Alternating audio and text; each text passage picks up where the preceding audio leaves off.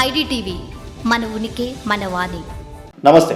Telecom రంగంలో విప్లవం start అయింది. ఎలన్ మస్క్ ఎంట్రీతో మన దేశంలో ఉన్నటువంటి జియో, ఎయిర్టెల్ సంస్థలకు చెమటలు పడుతున్నాయి. అవును, స్పేస్ ద్వారా డైరెక్ట్గా ఇంటర్నెట్ ప్రొవైడ్ చేస్తానంటూ కూడా భారత్ మార్కెట్పై కన్నేశాడు ఎలన్ మస్క్.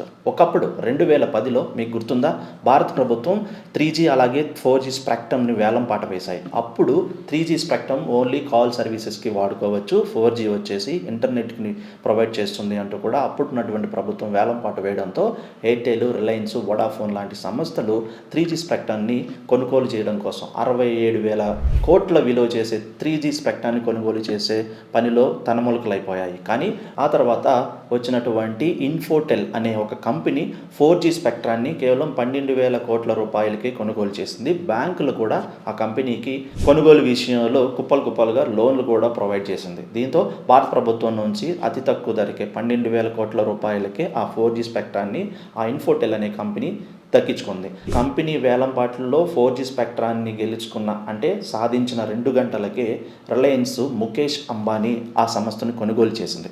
ఆ తర్వాత మొదట్లోనే జనాలకు ఇంటర్నెట్, వాళ్ళు ఫ్రీ కాల్స్, ఫ్రీ మెసేజెస్ మీకు తెలిసిందే కదా, మనందరికీ గుర్తుంది. సిమ్స్ కూడా ఫ్రీగా ప్రొవైడ్ చేశారు.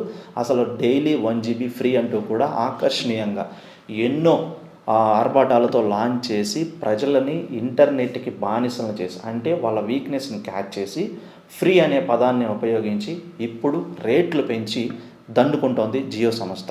ఒకప్పుడు ఏదైతే కనుక మనం అలవాటు పడ్డామో ఒక్కసారి మళ్ళీ దాన్ని లేకపోతే జనాలు బతకలేరు అన్న వీక్నెస్ని క్యాచ్ చేసి జియో సంస్థ ఇప్పుడు మిగతా కంపెనీలని అన్నిటినీ దివాలా తీయించి 4G స్పెక్ట్రాన్ని కొనుగోలు చేసి ఇండైరెక్ట్గా ఇన్ఫోటెల్ అనే కంపెనీని ముందు పెట్టి తను కొనుగోలు చేసింది.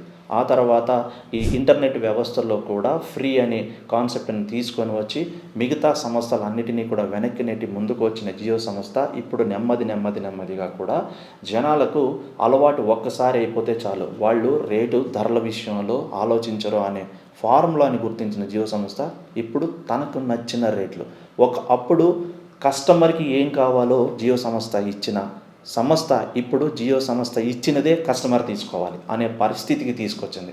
ఒకప్పుడు ఫ్రీగా ఇస్తుంది, ఉచితంగా వస్తున్నాయి అనేసి ఏది కూడా ఫ్రీగా ఎవరు ఇవ్వరు. తర్వాత ఫ్రీగా ఇచ్చిన దాన్ని డబల్ వసూలు చేసి ఇప్పుడు జియో సంస్థ లాభాల మీద కోట్లు ఆర్జిస్తోంది. సో ఇప్పుడు కొత్తగా ఎలన్ మస్క్ ఎంట్రీతో జియో సంస్థకు చెక్ పెట్టినట్లయిందనమాట. స్టార్ లింక్ ఇంటర్నెట్ ప్రొవైడ్ చేస్తామంటూ మస్క్ ఎప్పుడైతే అడుగు పెట్టాడో జియో సంస్థ అలాగే ఎయిర్టెల్ సంస్థలు ఇద్దరు కూడా కలిసి మొదట్లో ఆ సంస్థ రానివ్వకుండా కూడా 34,000 కోట్లు తమ సొంత ధనాన్ని ఖర్చు చేసిన పరిస్థితి. అయినా సరే భారత ప్రభుత్వము మూల గ్రామాలకు, అటవీ ప్రాంతాల్లోనూ సైనిక అవసరాలకు, ప్రభుత్వ రంగాల అవసరాలకు ఇంటర్నెట్ వ్యవస్థ ఎంత ముఖ్యమో ఆలోచించి ఎలన్ మస్క్ భారత్లో అడుగు పెట్టడానికి ఒక అవకాశం ఇచ్చింది. తీరా ఇక చేసేది ఏమీ లేక కూడా పోటీతత్వాన్ని ఎదుర్కోలేక కాలబేరానికి వచ్చారు జియో అండ్ ఎయిర్టెల్.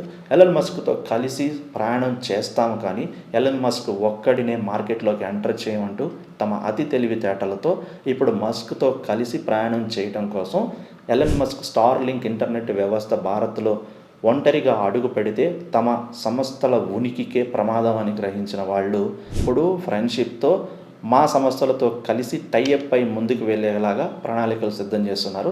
కానీ భారతదేశంలో యువత అందరూ కూడా ఒకటి గుర్తుంచుకోవాల్సింది ఏంటంటే, స్టార్ లింక్ కనుక నిజంగా ఇండియాకి వస్తే దాని కాస్ట్, దాని ఎస్టాబ్లిషన్, తర్వాత దాని ఇనీషియలైజేషన్ అనేది పక్కన పెడితే ఏంటంటే కనుక జియో అండ్ ఎయిర్టెల్ లాంటి సంస్థలు వేరొక సంస్థని వాళ్ళ ఉనికికే ప్రమాదం అయ్యే ఏ సంస్థ అయినా సరే, ఏ కంపెనీ అయినా సరే భారత్లో ఒంటరిగా అడుగు పెడతానంటే మాత్రం చూస్తూ ఊరుకోవు అన్న సంగతి మాత్రం మనం అర్థం చేసుకోక తప్పదు.